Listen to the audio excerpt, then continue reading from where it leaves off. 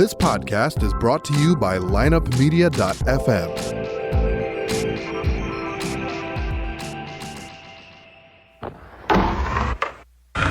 Because if you can tell me what your habits are, I can tell you what sort of a person you are. I can tell you what your future looks like. But like I always say, life is 10% what happens to you, it's 90% what you do about it. The people who are most effective in the workplace believe that their future is going to be bigger than their past. When people don't believe that their future is going to be bigger than their past, they begin to disengage. You're listening to The Circuit of Success, a podcast dedicated to helping you achieve success in every facet of life. Only on the lineupmedia.fm podcast network. Now, your host, Brett Gilliland.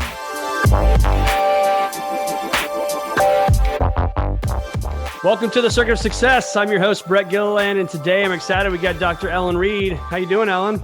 I'm great. Thanks for having me. It's exciting to have you. You can probably, those of you that are watching this, you can see right here, we've got Relentless Solution Focus. I got to interview Dr. Jason Selk, good buddy of mine, a couple weeks ago. So we got to talk about that. So we're going to talk about not the stuff that he and I talked about. We'll talk about the other half of the book tonight. That sound all right? Awesome. Well, good. Well, for those people that may not know who Dr. Ellen Reed is, I always like to start with kind of a pretty big question on just kind of what's made you the woman you are today. And obviously you are a professional contemporary dancer. By day, you are a mental performance coach, sports psychologist, Dr. Ellen Reed by night, right? So kind of walk us through that. What's the double life that you live and what's made you the woman you are today? Gosh. So, I grew up really like my parents were amazing. I have a big family. Everyone in my family has always been so supportive, really instilled a lot of confidence in me. I guess I had a pretty boring upbringing in the fact that like things were pretty easy for me. I kind of fit the mold, which, I think now that I am out in the world and I see, a lot of men that I dance with who didn't necessarily fit the mold growing up. I was, I learned in a way that was really conducive to like traditional school settings, right? I was an A student. I was a dancer. I was popular, kind of boring, kind of looking back at it. But, I think I, like I said, I was surrounded by a lot of people who really instilled a lot of confidence in me and always made me feel like I could do anything. But, now I work with a lot of people, either, people that I work with just every day who I dance with, who maybe didn't fit the mold so much growing up, or my clients, who are struggling through adversity. And I see that that's not the norm, that I was, I was so blessed to have that boring upbringing.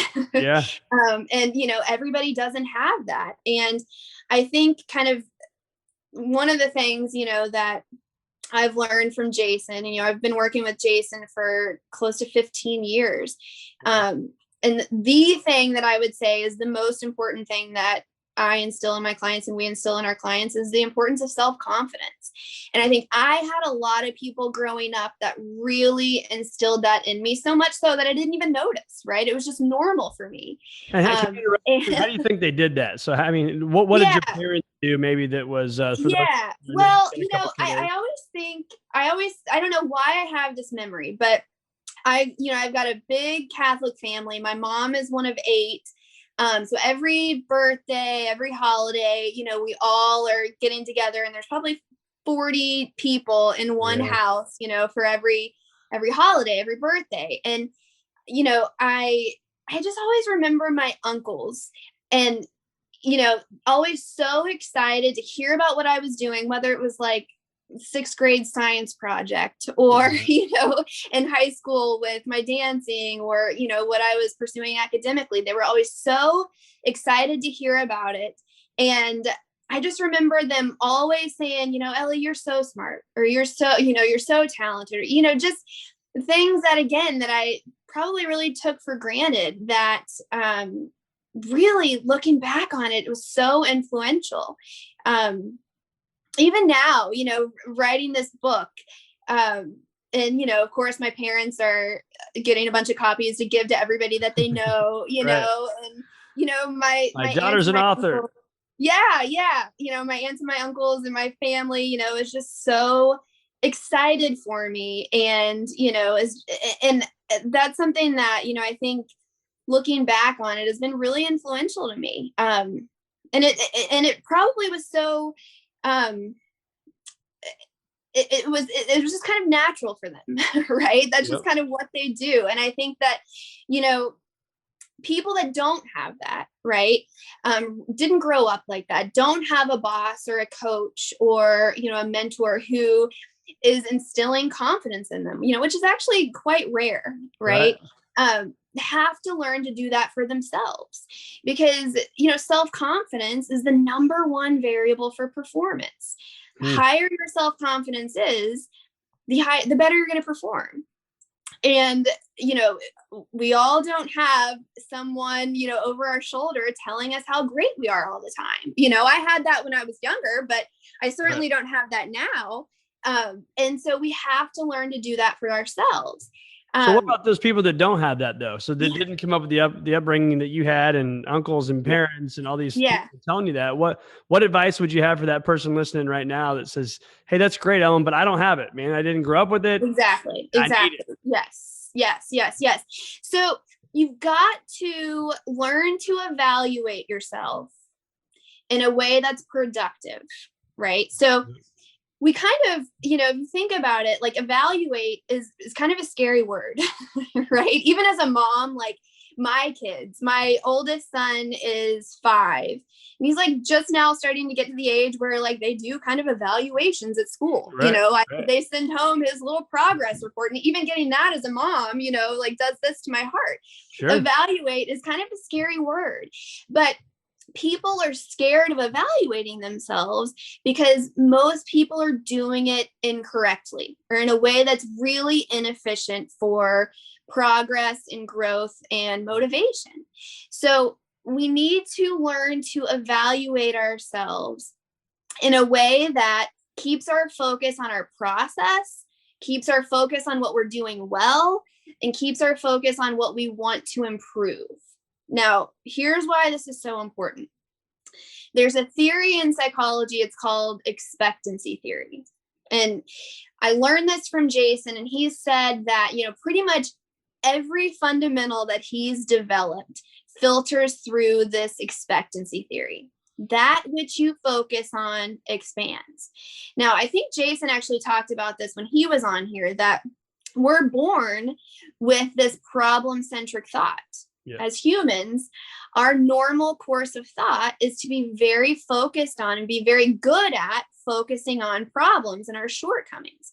But that which we focus on expands. So it's really a recipe for disaster unless we learn how to evaluate ourselves and to shift that problem-centric thought into something more productive, into a relentless solution focus.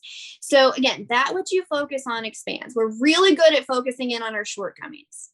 So we have to retrain our brains to be able to focus on the things that are going to promote our performance, right? So if that which you focus on expands, you should be recognizing the little things that you're doing well throughout the day that promote your success, right? But we're not very good at that on a normal basis. Again, I think in the book you call them done wells, right? I mean, yes, to really focus on those done wells, and they can be so easy. I was just having a discussion last night with my 15-year-old of, hey, what are the things that you've done well today? And he's like, I don't know, and they're hard, especially as a 15-year-old, as an adult. And I'm like, you ate a salad for lunch instead of, a cheeseburger. Like that's a done well. That's good. It's a healthy choice. And so it's those things, right, that people need to really focus on, no matter how big or how small they are. Yes. Well, and I think that I love that you brought that up, because a lot of people are saying, people that have picked up the book and have read the book or clients of ours, like, okay, I've used this with my kids and it's been so effective. A lot of people are picking up this book and doing this stuff with their kids, which I think is so important.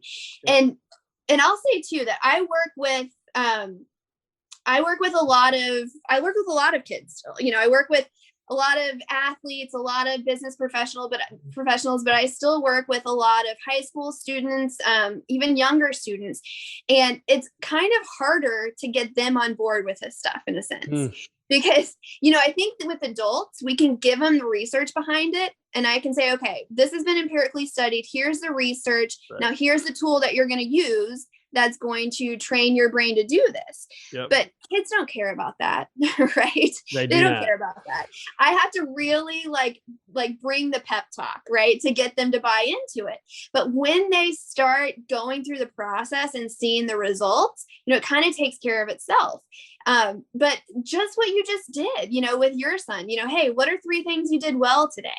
And it's kind of easier for you to help your son do it, maybe even more so than it is for you to do it yourself, maybe. Sure. Well, because like Jason said, and I think he said in the show, and I also read in the book, but and mostly, hard driven, charging people, you do 100 things in a day, 99 of them you do well, and 1 you do bad. What are you focusing on the drive home tonight? Yes. Well, you're going to focus on that. Oh, if I would have just done this. And I don't think that's fair to ourselves, but the brain is wired to make us do that. And so you have to do it to control it yourself. You've got to be the one that chooses to do something different by focusing on the other 99. Yes. And, I think that it's kind of a common misconception sometimes that like recognizing your done wells is soft, right? Like, oh, I'm really going to beat myself up because that's the tough thing to do, right? But there's nothing more mentally tough than forcing yourself to recognize what you're doing well, because it's not normal. It's not going to come easy. And it really requires consistent training. And so the training that we have outlined in the book is called the success log. The success log is the tool that really teaches you how to evaluate yourself in an effective way. So try to reframe the way you think of evaluating. Evaluation doesn't have to be scary. In fact, if you evaluate yourself in the way that we teach you to do it, it's actually kind of enjoyable. So can I teach the success log? So there's 3 questions. Okay, good. There's 3 questions. Sorry, I thought you were going to ask me a question there. Sorry. No, that's okay. Go for it. Let's go. Yeah, if we didn't know if we have time. So 3 questions that shouldn't take you longer than 2 minutes to do. And if you're sitting there for longer than 2 minutes and you haven't finished it, that's fine. Just stop, come back to a new one tomorrow. Okay. The first question is, what are 3 things that I've done well in the last 24 hours? That's it. What are 3 done wells in the last 24 hours? So these don't have to be huge. Just the little things done well. This is one of our favorite quotes from John Wooden is, the little things done well on a consistent basis really cause greatness. So I spent 10 minutes this morning snuggling with my son before we went off to work. Right. I got my exercise done today. I put my phone away when I got home from picking up the boys instead of being on there checking emails last night, right? So little things done well. These don't have to be huge, but giving yourself credit for what you're doing well. And again, that which you focus on expands. So that's question number 1. What are you doing well? 3 things you're doing well. Question number 2, what is one thing I want to improve in the next 24 hours? Just one thing I want to improve in the next 24 hours. So maybe it's, I want to try to be a little bit more connected with my kids tonight. Or maybe I want to make sure I get, maybe I'm struggling to bring in new business. So I want to try to bring in some more business. Or maybe I want to make sure I make better choices eating. It doesn't matter what it is, just keeping your focus on one thing you want to improve. Again, that which you focus on expands. So keeping your focus on improvements instead of keeping your focus on what it wants to focus on, which is what you screwed up that day, right? It's going to expand. You're going to be able to make improvements much more quickly, much more effectively. So then the last question is, what's one thing I can do that could help make that improvement? So if I said that the one thing I wanted to improve was to be more connected with my kids tonight, maybe I'm going to say, okay, I'm going to do what I did the last couple nights that seemed to work. I'm going to put my phone up on the charger when I get home and not pick it up again until they go to bed. Or maybe I'm going to set my alarm for 7:00 p.m. that's going to say quality boys time. Yep. And I'm going to spend the next 15 minutes one-on-one with my boys with no devices. Just pick something actionable, something tangible. If it's that I'm trying to bring a new business, maybe the one thing you could do would be, I'm going to make 3 extra prospect calls the next day. So again, these are small incremental improvements that are actionable, that keep your focus on what you're doing well and what you want to improve. It's the effective way of evaluating yourself. And when do you do this success log? So you want to do it, at least 3 times a week. If you're doing it at least 3 times a week, you're really going to see the results. So, I mean, you're doing this like before bed, or are you doing this or whatever? Okay. Well, you want to do it, I think, probably in a perfect world, you do it towards the end of the day. Okay. But done is better than perfect here. That's do right. it and you'll get it done. If you think first thing in the morning is going to be better, do it first thing in the morning. From, what 3 things did I do well in the past 24 hours? Do it at a time when you'll consistently get it done. Yeah, but ideally, if I could sit here at my table in my office right before I leave to go home and focus on, okay, what have I done well in the business day or this morning, or, how was it with getting the kids ready for school? I mean, all that kind of stuff. That's when you really focus on it. And it makes me think too, this actually is a perfect, kitchen table discussion with the kids and your wife or your husband. Yeah. So that's awesome. So that's the success log. We talked about the expectancy theory, that which you focus on expands, which I 100% believe in. I've worked for 20 years in this financial world, and I'm a huge believer in that. And then talk about the +1 concept. Yes. So the +1 concept is really important because people get so consumed with the entirety of their situation, trying to solve the entirety of their problem. Yeah. So whatever it is, that we've got to really redefine the way we think about solutions. Now, I think the normal definition of solutions is a complete resolution to your problem. Yep. But the way we define solution, the way we want you to redefine solution is +1, just +1 iota to your current situation. Just try to make 1 inch of improvement, 1 morsel of improvement. People, this is called the entirety perspective in psychology. And I won't, bore you with kind of the details of the science behind it, but it becomes really easy to give up before you even take that first step when you're really focused on the entirety of your situation. And that's why in that success log, we ask you, what's 1 thing you want to improve? And then we ask, what's 1 thing you can do that could help make the improvement? It's not what's the thing that's going to solve your problem, but what's 1 thing that could help make this better? Yeah, so that's in a football field analogy, right? Let's just keep getting 1 more yard, or let's make 1 more phone call. And I went to a boot camp with Jason probably 15, 16 years ago, maybe. And I remember him and we were talking about that. It was at Wash U, and we were having lunch, and it was like, I just want to make 1 more phone call. And that became a huge focus of mine for years, is get all your stuff done. And then when you're right before you go home, just make 1 more call. Yes. I'm amazed at the things that happened on that 1 more call at the end of the day. Yes. It is so simple, isn't it? It is. But it's simple, so but yet so hard to do, because you're like, oh, it's been busy. I got to get going. I want to do this. I want to do that. So simple, but yet very difficult as well. Yes. Well, I think that's probably the thing that Jason is, I said this to him once, and I think he said this was like the nicest thing anybody's ever said to him or about him, is that I was like, Jason, I was listening to him speak at one event, and afterwards I was like, you are just the king of simple. Yeah. Like, he has always had a way of taking these really difficult concepts for people to implement and really simplifying it in a way that makes it easier for people to digest and to implement. And success is simple. people really try to complicate it. They really try to complicate it. And people are really being taught kind of the opposite of this, that, busy is great, do more. Yeah. That's better. It's horrible. It's horrible for performance, and it's horrible for emotional states.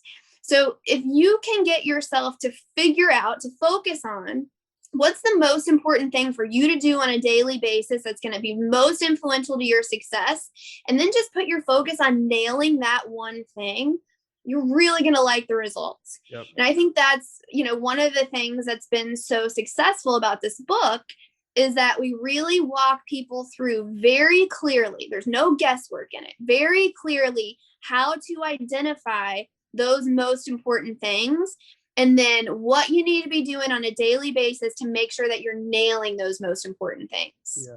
And that's what I love about the book, is not just to keep, because you're sitting here, or Jason was on as well, but what's cool about it is an actual book and a workbook.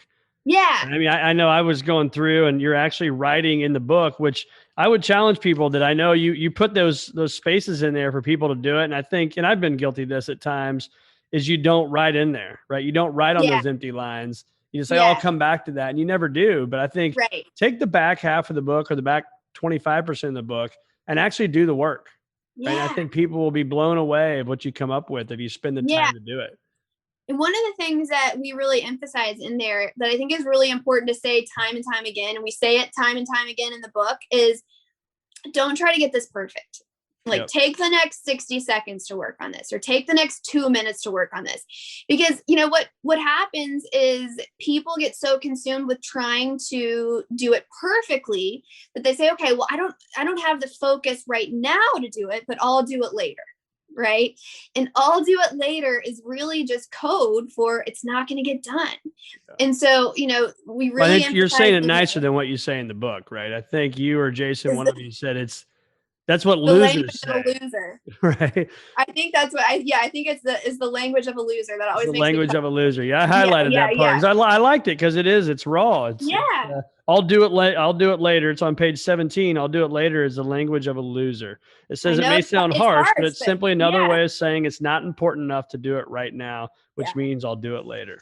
Well, and I think that kind of makes you like, it makes you catch yourself the next time you try to say that to yourself, right? And I think it's good to kind of grab people's attention like that a little bit, so that the next time, you catch yourself saying, I'll do it later, you get that little spark of, Yeah, but I think too, it's so cool to think of the little things, because the other day I caught myself, and I said the other day, it was after the snowstorm we had here in St. Louis, and the shovel from one of the kids or something was like kind of really close to where maybe one of us could have driven over it. And I started to walk by it. I was the end of the day. I'm like, I'll do it later. And I'm like, oh, that's what losers say, And I literally went back and picked up a stupid snow shovel and moved it. Now, again, that's simple, but yet I felt better, right? Little bitty things, but I felt better because you make the decision that now it's not over here. Like, oh, I know I need to do this. And I need to do that. I need to do this. Yes. So, and I think, most importantly is applying that to your most important daily activities. We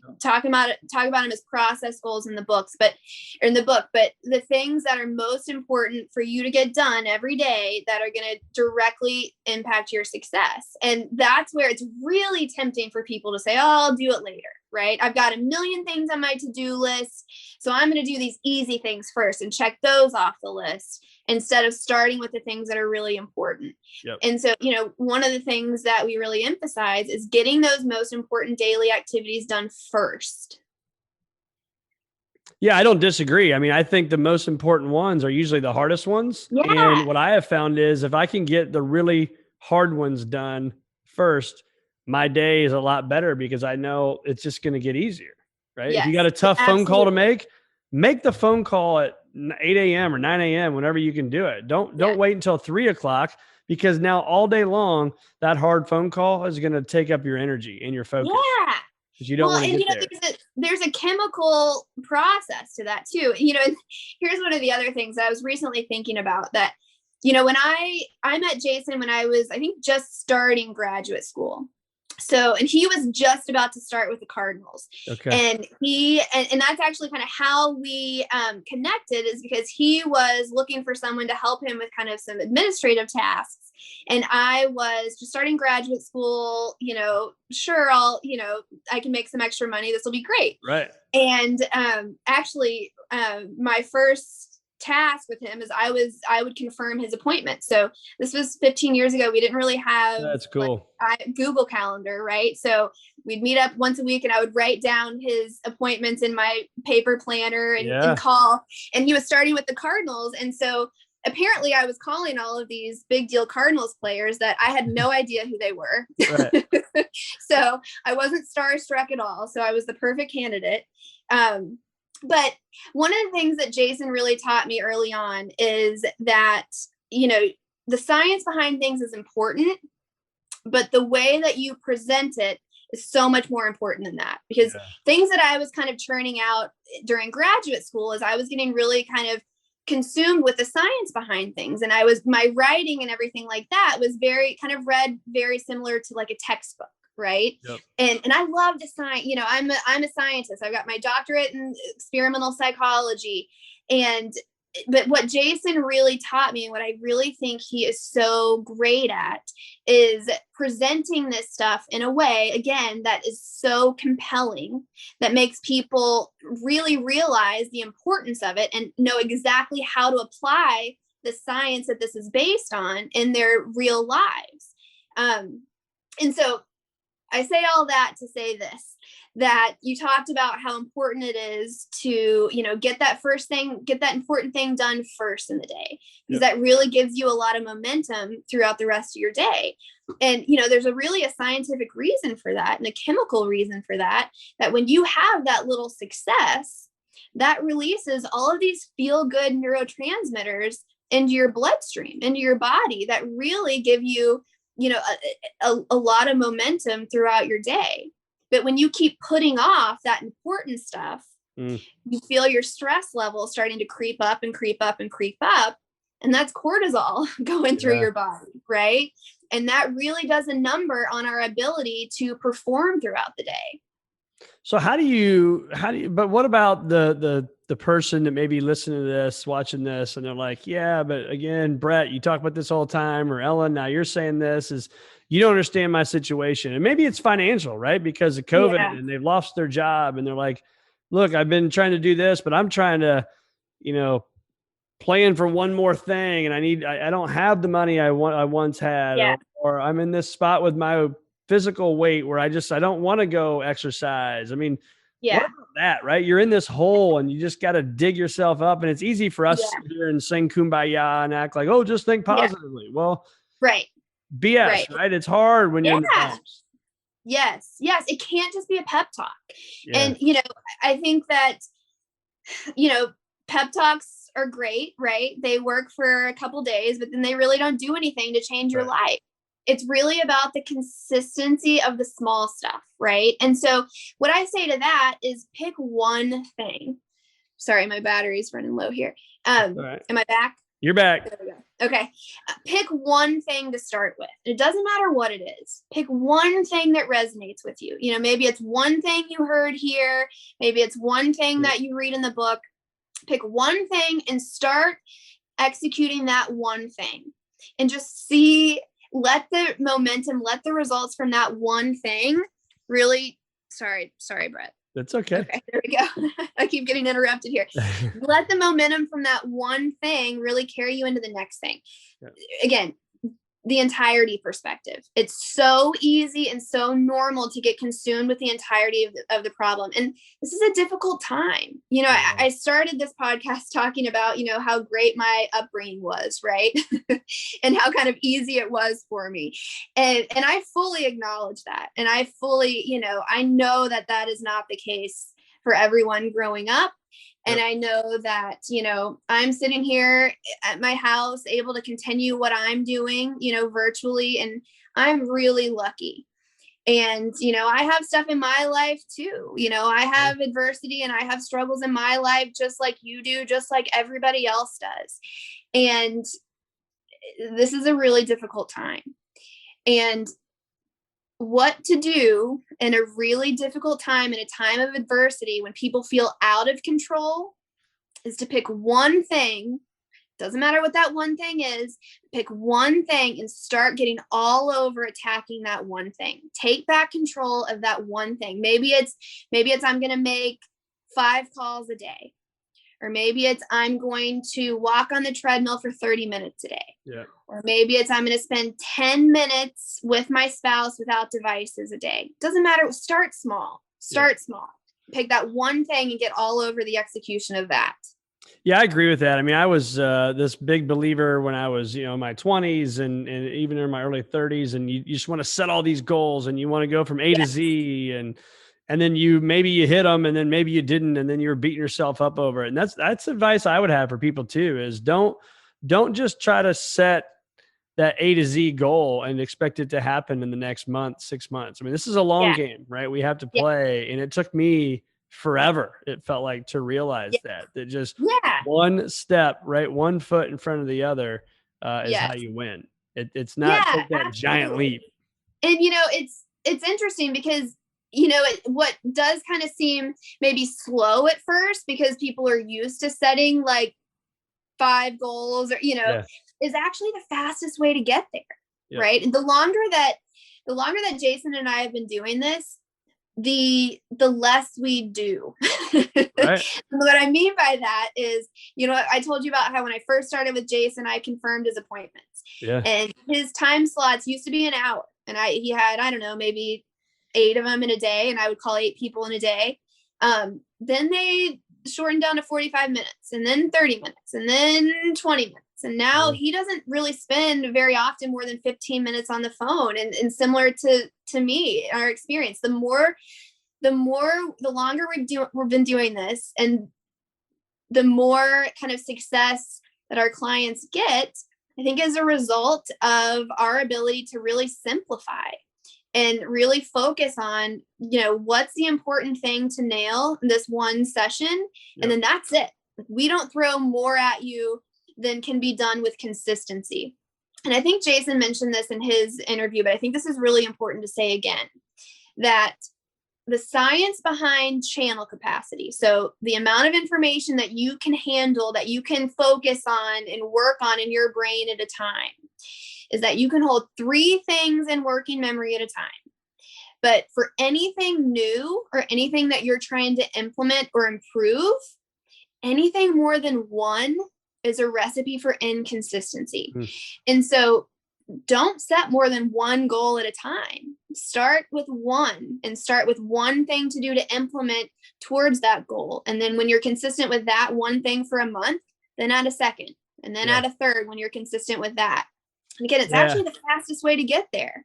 I was talking to one of my consulting clients that I do work with for their company, and I said, I feel like a broken record because I have like I picture this toolbox I'm carrying around, and I used to want to have 40 different toolboxes. Oh, that tool and that tool and that tool. And what I found was I really only need about 4 or 5 tools. Yeah. Right. And I can get the job done. But it's being damn good at those 4 or 5 goals. Yes. To make you successful and doing them day in and day out. And I talk about all the time. It's not brush your teeth 14 times on Sunday, right? It's brush your teeth twice a day. I love that. Right? Yeah. And I think that sometimes we want to just, I'll do it, 14 or 12, I'll even do it more. I'll do it 20 times on Sunday and my teeth are fine. Well, no, that's not the case. Doesn't work that way. Yeah.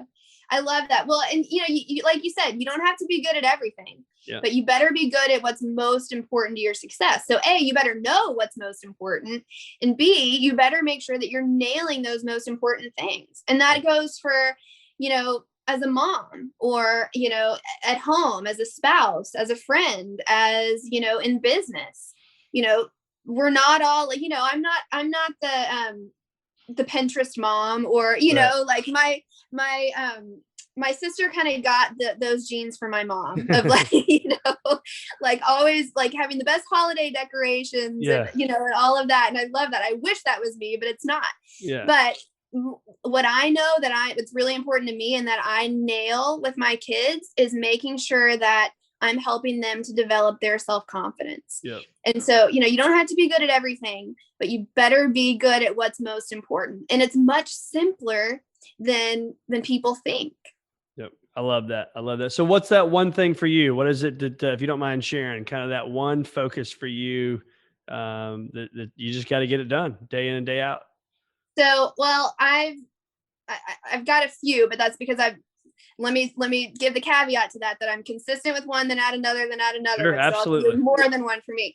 But one is what I do. I call my fitness challenge every day. So, I go to rehearsal every day from like 9:30 to 3 or so, and then get on coaching calls. And in the evenings, I do like 100 something, whatever that is. So like push-ups, squats, whatever, and then 200 abs. So I do that pretty religiously every day. So that's my kind of one thing in terms of dancing. And then my success log and my mental workout.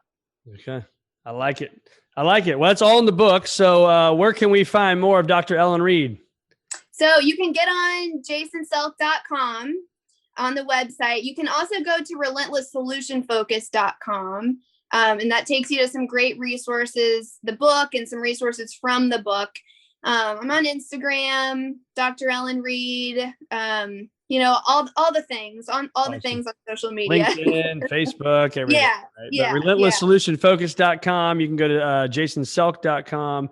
You can click up there. I think it says about us and your stuff is in there. So for coaching or speaking or anything like that. But again, the book is phenomenal. Relentless Solutions Focus, Solution Focus. Check it out. And maybe we'll do something with this. We'll have 3 or 4 people. If we can get some shares on this on social media, maybe I'll send one out to people. How about that? I love it. I've got a box of them right over here. So it's plenty a pretty of books book, to go isn't around. it, Brett? What's that? It's a pretty book, isn't it? It is a pretty book. I like it.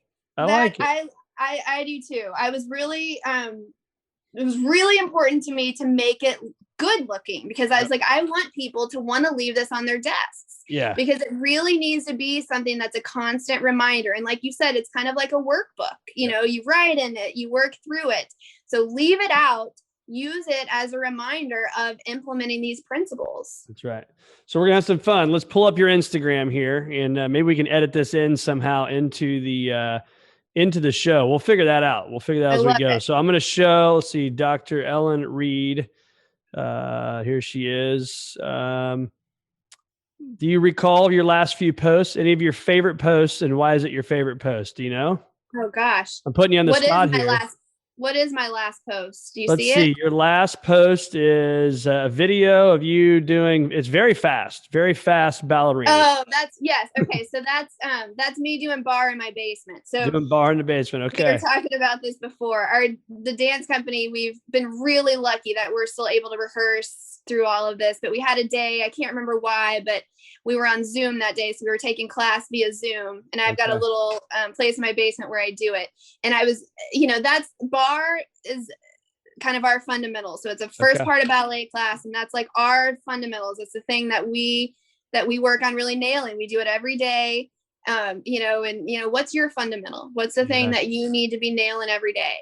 And I got to think that's going to help all of us. Yeah, I'm obviously not a professional dancer, but doing that type of stuff is going to be helping my golf game. It's going to help me have longevity in life. I mean, all that kind of stuff. So yeah.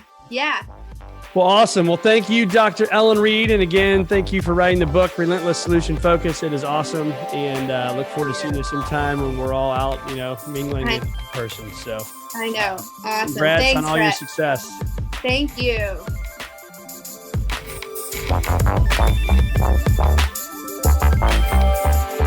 Tune in next week for another episode of The Circuit of Success with Brett Gilliland on the lineupmedia.fm podcast network.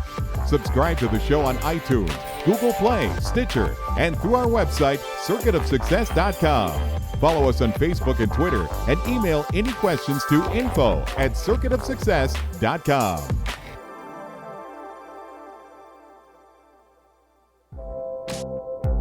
This podcast was a presentation of lineupmedia.fm.